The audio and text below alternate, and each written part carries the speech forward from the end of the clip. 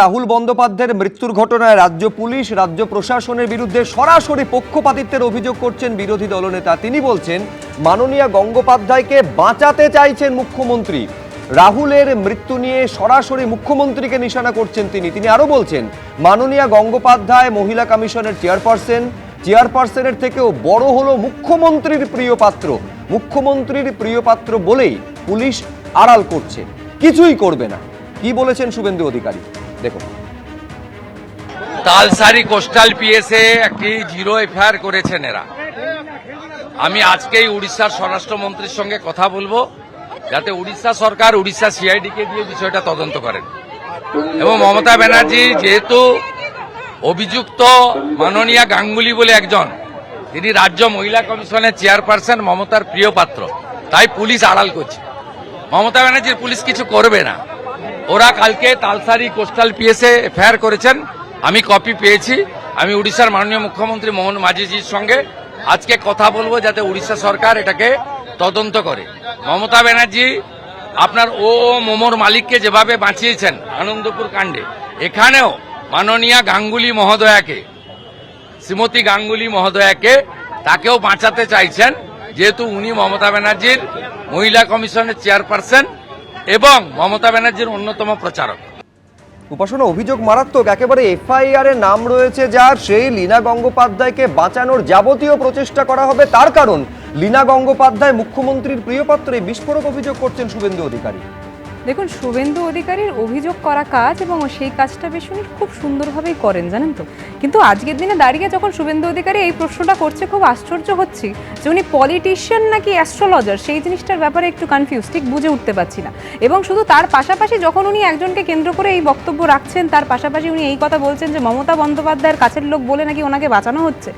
আমি সত্যি জিজ্ঞেস করতে চাই শুভেন্দু অধিকারীকে আজকে আপনার চ্যানেলের মাধ্যমে যে উনি কি সেখানে উপস্থিত ছিলেন, গোটা ঘটনাটা কি উনি আগে থেকে দেখেছেন, বা ওনার যে অ্যাস্ট্রোলজির যে জ্ঞানটা রয়েছে সেটা দিয়ে আগেই বুঝে গেছিলেন যে এখানে এই সময় এরকম কোনো ঘটনা হতে পারত এবং ইনি অভিযুক্ত থাকতে পারেন। তার পরবর্তীতেই কি এই প্রশ্ন উনি তুলছেন? বিশ্বাস করুন, শুভেন্দু অধিকারী অনেক কিছুই আগে থেকে জেনে গিয়ে থেকেছেন। অর্থাৎ কত সংখ্যক লোকজনদের নাম কাটা যাবে সেই জিনিসটা উনি আগে থেকে জেনে গিয়ে বুঝে গেছিলেন। শুধুমাত্র তাই কেন, তার পাশাপাশি মুসলমান সম্প্রদায়ের এবং মহিলা সংখ্যক ভোটারদের নাম একটা বড় সংখ্যক কাটা যেতে পারে, তারাই নাকি আসল রোহিঙ্গা, এই কথাও কিন্তু শুভেন্দু অধিকারী পূর্বেও বক্তব্য রেখেছিলেন। এবং যখন আমরা ডিস্টিং দেখতে পারি, সমান কিছু জিনিসপত্র দেখলাম। তার পরবর্তীতে যখন ভবানীপুর থেকে উনি দাঁড়ান এবং সেই ভবানীপুর থেকে কত সংখ্যক ব্যক্তির নাম কাটা যাবে সেই জিনিসটা উনি আগে থেকে বলে দিয়েছিলেন। আজকে আমি মনে করি সেটা পুলিশ হোক বা যাদের কথা ওনারা বলছে যে তাদেরকে দায়িত্ব দেওয়া হবে, তার পরবর্তীতে গোটা তদন্তটা করা হোক, আমি তাদেরকে অনুরোধ করব সর্বপ্রথম শুভেন্দু অধিকারীকে সেখানে ডেকে সেই প্রশ্নটা করা হোক যে এত সংখ্যক বিষয়, এত কিছু উনি আগে থেকে জেনে কি করে যাচ্ছেন। এই জিনিসটা তো বড় প্রশ্ন চিহ্নের বিষয়। নিঃসন্দেহে তার উত্তর বিমল শঙ্কর নন্দ দেবেন। এবং একটা জায়গায় উপাসনার সঙ্গে আমি সম্পূর্ণ একমত যে সেই জায়গায় শুভেন্দু অধিকারী ছিলেন না। যারা ছিলেন তারা কি বাঁচানোর জন্য যাবতীয় প্রচেষ্টা করেছেন? প্রশ্ন হচ্ছে যারা উপস্থিত ছিলেন তাদের বক্তব্যের মধ্যে এত পরস্পর বিরোধী তথ্যগুলো কেন আসছে? এবং লীনা গঙ্গোপাধ্যায়, তিনি, আপনার দর্শকদের আমি শোনাবো যে তার পরের দিন যখন তিনি একেবারে এবিপি আনন্দকে প্রতিক্রিয়া দিয়েছেন, তিনি স্পষ্ট বলেছিলেন পুরো দায়টা তিনি ঠেলে দিয়েছিলেন রাহুল বন্দ্যোপাধ্যায়ের ঘাড়ে। দেখুন কি বলেছিলেন সেদিন লীনা গঙ্গোপাধ্যায়। শুটিং তো শেষ হয়ে গেছিল, একটা ড্রোন শটও চেয়েছিল নিতে। অনেক সময় আর্টিস্ট চাইলে তো করে অনেক সময়, এবং সেটা ওর একটা পারফেকশন ছিল আর খুবই ভালো করে কাজটা করছিল। সেই জন্যই ডিরেক্টর নিতে চায়নি শটটা। ডিরেক্টর রিপিটেডলি বলেছে, এবং ওই 70টা মানে যারা টেকনিশিয়ান ছিল সব সমুদ্রের পাড়ে দাঁড়িয়ে থাকে তো শুটিং হলে, থেকে বলেছে প্রত্যেকে ওকে ডেকেছে, প্রত্যেকে। ডিরেক্টর ওই জন্যই নিতে চায়নি, কারণ ডিরেক্টর বলেছিল এখানে তো এই সিন এরকম কোনো নেই কিছু, আর ওই গল্পের সঙ্গেও যায় না। বিমল শঙ্কর নন্দ। না, আমি জানি না, অভিযোগ করতে গেলে সবসময় অভিযোগকারীকে ওই ঘটনাস্থলে থাকা প্রয়োজন আছে কিনা। আর সবচেয়ে বড় কথা, তৃণমূলের টপ টু বটম, সর্বোচ্চ নেতৃত্ব থেকে একেবারে ছোট অবধি যারা বিভিন্ন অভিযোগগুলো করে, তারা সবাই ওই জায়গাগুলোতে দাঁড়িয়ে দেখে কিনা। এইসব আলোচনা না করে বরং একটা কথা বলি, সেটা হচ্ছে যে এই তালসারিতে এই অল্প বয়সী অভিনেতাটির মৃত্যু শুধু দুর্ভাগ্যজনক নয়, এ অনেকগুলো প্রশ্ন তুলে দিয়েছে। আমি মেদিনীপুরের মানুষ, আমি দীঘা যাই, দীঘা থেকে একটু গেলে তালসারি। এই তালসারি সমুদ্রটা ইউজুয়ালি সবাই এড়িয়ে চলে, কারণ ওখানে চোরাবালি আছে। এর আগে চোরাবালিতে সেখানে অনেক মৃত্যু ঘটেছে। তারপরেও যদি এই রকম একজন অভিনেতাকে নিয়ে সেখানে শুটিং করা হয়, আমাদের কপাল ভালো যে আরও কারোর কোনো ক্ষতি হয়ে যায়নি। ক্ষতি হওয়ার সমূহ সম্ভাবনা কিন্তু ছিল। দেখা যাচ্ছে একদম ফাঁকা জায়গা, উড়িষ্যা পুলিশ জানে না, সেখানে গিয়ে একটা অত্যন্ত নির্জন জায়গা শুটিং শুরু হয়ে গেল। এর দায়টা আয়োজক সংস্থা, প্রযোজক সংস্থা নেবে কি নেবে না, আমার উত্তর নিতে হবে। দ্বিতীয় কথা, যেহেতু এই শাসক দল এবং তার সর্বোচ্চ নেত্রী তিনি এই এবং তার যারা সঙ্গে রয়েছেন এই জগৎটাকে, সেই সিনেমা হতে পারে, টেলিভিশন হতে পারে, তাদের খাস্তালুক বলে মনে করেন, যা খুশি তাই করেন তারা। ফলে এদের বাঁচানোর একটা দায় এদের যে রয়েছে, অস্বীকার করার উপায় নেই। আর কত নাম বাদ গেল, অনেক আগে তো আমরা হাত নাগুনেই বলেছিলাম রাজনৈতিক অভিজ্ঞতা থেকে পশ্চিমবঙ্গে 1 কোটি মানুষের কাছাকাছি নাম বাদ যেতে পারে। তো তাই তো হতে গেল, তাই তো হতে যাচ্ছে। 90 লক্ষের বেশি মানুষের নাম বাদ গেল কি করে? আরে এর জন্য জ্যোতিষী শিখতে হয় না, একটু রাজনীতি বুঝতে হয়। রাজনীতি বুঝলে এটা কোনো অসুবিধা হয় না যে কত মানুষের নাম বাদ যাওয়ার সম্ভাবনা আছে, কত ভোট জালিয়াতি হতো। যারা রাজনীতি করে তারা বোঝে, যারা বোঝে না তারা বলতে পারবে না। ঠিক, আমি শেষ করি। ঠিক সেই রকম একজন, আমি কথাটা বলি শেষ করি, আমি তো ডিস্টার্ব করিনি কাউকে। মুখ্যমন্ত্রী স্নেহধন্য যে কেউ হতে পারেন, কিন্তু আইনের চোখে প্রত্যেককে কিন্তু দায়বদ্ধ হতে হবে। তার প্রযোজনা সংস্থাকে বাঁচানোর চেষ্টা যে হবে না কোথাও গ্যারান্টি নেই, বরং পশ্চিমবঙ্গ এই সরকারের, এই প্রশাসনের যা ট্র্যাক রেকর্ড হবেই। আমি সেই জন্যই ভট্টাচার্যের কাছে আসবো। একেবারে তালসারি মেরিন থানায় 5 জনের বিরুদ্ধে এফআইআর হয়েছিল, যার মধ্যে ম্যাজিক মোমেন্টস মোশন পিকচারের সংস্থার 2 ডিরেক্টরের মধ্যে একজন নাম হচ্ছে লীনা গঙ্গোপাধ্যায়। আমি শুধু দর্শকদের স্মরণ করিয়ে দেব, রাহুল বন্দ্যোপাধ্যায়ের মৃত্যুর 3 দিন পর ম্যাজিক মোমেন্টস সংস্থার তরফে একটা বিবৃতি জারি করা হয়েছিল। কি বলা হয়েছিল? যে নিরপেক্ষ তদন্তের স্বার্থে মহিলা কমিশনের চেয়ারম্যানের পদ ছাড়তে চান লীনা গঙ্গোপাধ্যায়। তিনি কি চেয়ারম্যানের পদ ছেড়েছেন? ছাড়তে চেয়েছিলেন যাতে তদন্তটা নিরপেক্ষভাবে হয়। আমার প্রশ্ন হচ্ছে, এই অবস্থায়, আসনে থাকা অবস্থায়, মহিলা কমিশনের চেয়ারপারসন পদ আলো করে থাকা অবস্থায় স্বচ্ছ তদন্ত করা কি সম্ভব সলিলদা? খুব সম্ভব। এবার ওনাকে ডাকাই দরকার। কেন ডাকা দরকার? দেখো, তুমি 106 বিএনএস বলছে যে কোনো নেগলিজেন্স বা অবহেলার জন্য যদি যে কোনো রকম মৃত্যু যদি হয়, তাহলে কিন্তু সেটা 5 বছরের সাজা হয়, 5 years রিগোরাস ইমপ্রিজনমেন্ট। এবং সঙ্গে সঙ্গে 240 বিএনএস বলছে যদি কেউ উইলফুলি এই ঘটনাকে সাপ্রেস করার জন্য ফলস ইনফরমেশন দেওয়ার চেষ্টা করে, নিজের মন মতো সাজিয়ে গুছিয়ে বলার চেষ্টা করেন, সেটা কিন্তু উনি করেছেন, চেয়ারপারসন, ওমেন চেয়ারপারসন। এবং খালি তাই নয়, আমি টু সাম এক্সটেন্ট আমি কিন্তু একমত যে উনি ক্ষমতাসীন হয়ে আছেন, মানে within the periphery of the তথাকথিত statutory body appointed by the state legislature দ্বারা উনি অ্যাপয়েন্টেড হয়েছেন। ডাইরেক্টলি প্রত্যক্ষভাবে রাজ্য সরকারের একদম মানে আশীর্বাদ ধন্য এই কর্ণধার, যিনি ম্যাজিক মোমেন্টের যে প্রোডাকশন হাউস, যে এই কর্ণধার যারা আছে, তাদের এগেনস্টে আমি প্রথম দিন থেকে বলে আসছি, দ্য ডে 1 থেকে। সুব্রজিৎ, তুমি জানো যে আমি বলেছি এটা মামলা যদি না, এবার মামলা হবে এবং প্রত্যেককে ইন্টারোগেশন এবং ইনভেস্টিগেশনের পেরিফেরিতে নিয়ে আসতে হবে, আসল তথ্যটা বার করতে হবে, সত্যটাকে উদ্ঘাটিত করতে হবে এবং পারপিটেটর যাদের নেগলিজেন্সে হয়েছে তাদের বিরুদ্ধে একেবারে কড়া ব্যবস্থা নেওয়ার কথা বলছেন সলিল ভট্টাচার্য। আমি এইখানে দর্শকদের সামনে একবার রাখতে চাইবো যে এই ঘটনা আগামী কাল থেকে আপনারা জানেন যে একেবারে অনির্দিষ্টকালের জন্য কর্মবিরতিতে স্টুডিও পাড়া যেতে চলেছে। সেই প্রেক্ষিতে আজকে অম্বরীশ ভট্টাচার্য কি বলছেন দেখুন। যে সিরিয়ালে অভিনয় করছিলেন রাহুল, সেই ভোলে বাবা পার করেগার সহ অভিনেতা অম্বরীশ ভট্টাচার্য আমাদের সঙ্গে রয়েছেন। সেদিন তার অভিজ্ঞতা রয়েছে, সেদিনের একসঙ্গে শুটিংও করেছেন। অম্বরীশ, সেই ঘটনার পরিপ্রেক্ষিতে এই মৃত্যুর প্রতিবাদে ওই প্রযোজনা সংস্থা থেকে তিনি সরে এসছেন, অর্থাৎ আগামী দিনে ওই প্রযোজনা সংস্থায় কাজ করবেন না, এমনই সিদ্ধান্ত নিয়েছেন, এমনটাই শোনা যাচ্ছে। কি বলবেন, কেন করলেন এটা? দেখো, আমরা আউটডোরে একসাথেই গিয়েছিলাম, 2 দিন শুটিংও করেছি। যেদিন ওর ঘটনাটা ঘটে সেদিন সকালবেলা প্রথম ফোনটা হোটেলে আমাকে ওই করেছিল যে আমার ঘরে এসো, ভালো চা খাও। যখন ওর ঘরে বসে চা খাচ্ছি তখনও জানি না ওটা ওর মৃত্যুদিন, ও জানে না, আমিও জানি না। তারপর বেলা 12টা থেকে আমাদের শুটিং শুরু হয় সমুদ্রের ধারে, মানে মোহনার ধারে। আমাদের কোনো জলের সিন টিন ছিল না, পাড়েই ছিল।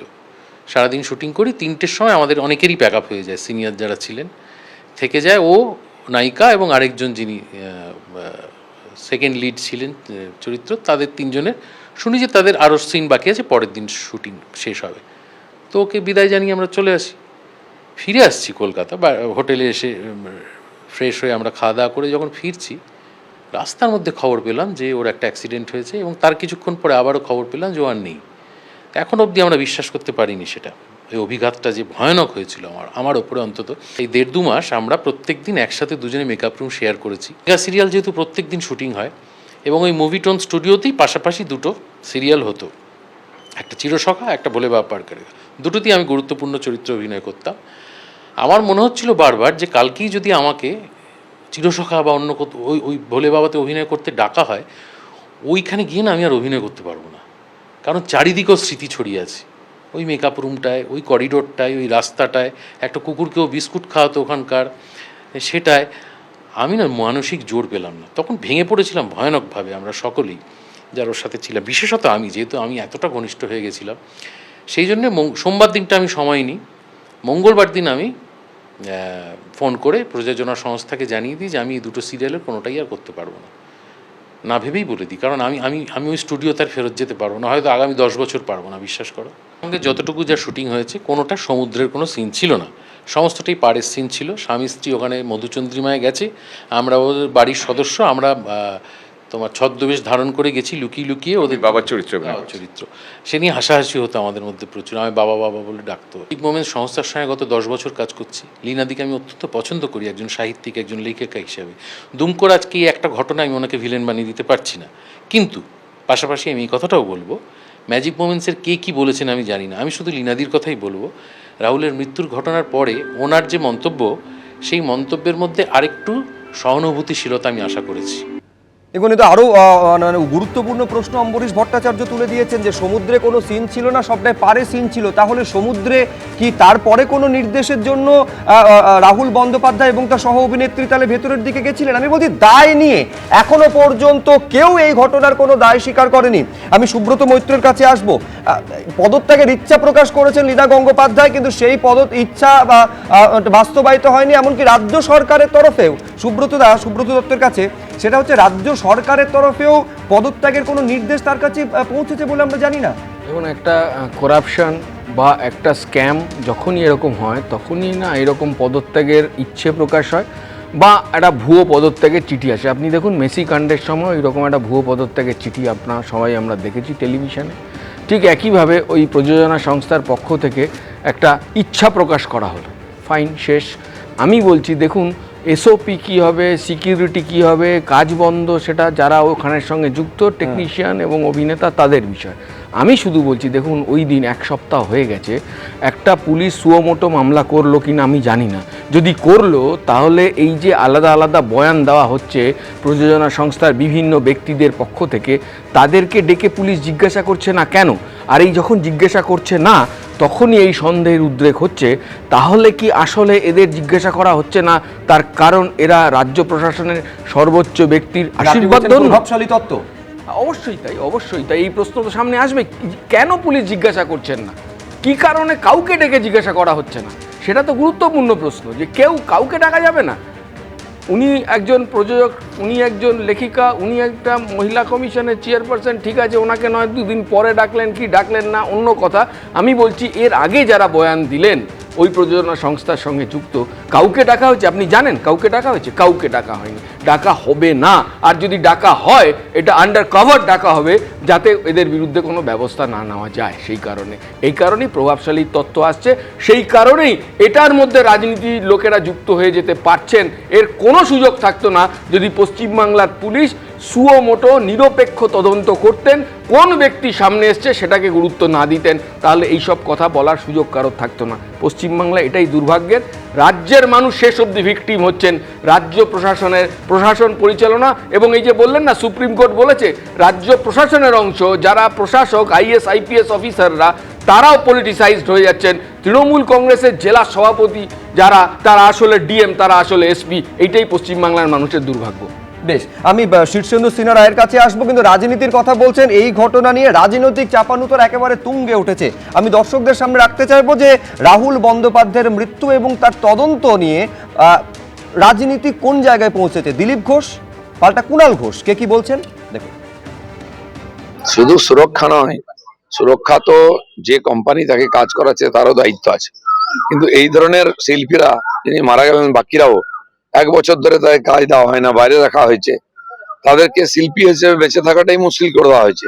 পেট চালানো, ঘর চালানোই মুশকিল।